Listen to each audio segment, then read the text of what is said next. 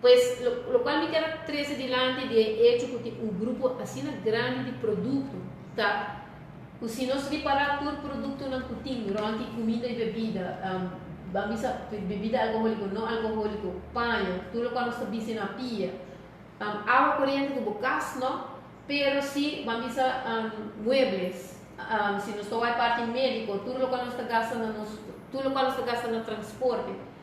quanto de produto não aqui, tá produto não importar. Praticamente nos bastos de produto, da midi inflação, tá basar no produto não que não tá trabalhando na rua,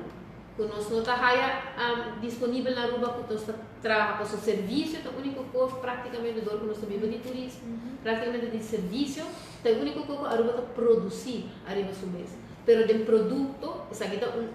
calculação de inflação tá arriba produto, pois se nós sabe, nós está importar grande parte de essa aqui, e metamos, por exemplo, em caso de transporte, em caso de gás, um gás, mas logicamente você paga muito, mas em caso de transporte, você 20%, dado o momento de transporte, onde o preço que está flutuando, o gás praticamente, se eu começo a pagar meu gás, por exemplo, em 2005 é luna aqui, na dezembro outro ano, ainda me pagando praticamente o mesmo preço, o preço que queda fixo, mas tem preço que está flutuando. E vamos dizer, caso aqui, ora preço está flutuando, pelo qual vamos dizer, caso de CBS, está chamado core inflation, está curva calcular a inflação, eliminando fator, o produto, de uma coisa de produto aqui, o preço está flutuando demasiado. E está vista também, de caso aqui, é parte que tem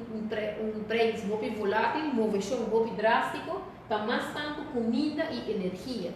Então, energia é parte de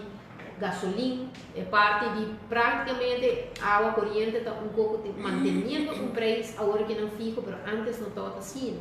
E me mostrei também isso aqui. Pois não está calculado, de caso aqui se está calcular uma inflação total de todo o produto e está calcular uma inflação que se chama core inflation também, por bando de eliminar o fator de preço volátil, tanto de comida como energia, para Kiko, passou no saco e preço aqui está flutuando durante a trajetória de tempo. E para que me traz isso aqui delante, para sobre a lógico que algum político que quer bamisa bruxateira a trove ainda está em mesmo era de papia e bruxa em vez de educar o povo, esta queda pensa e manipular com o pensamento de gente que a pessoa governa assim, essa aqui tem consequência.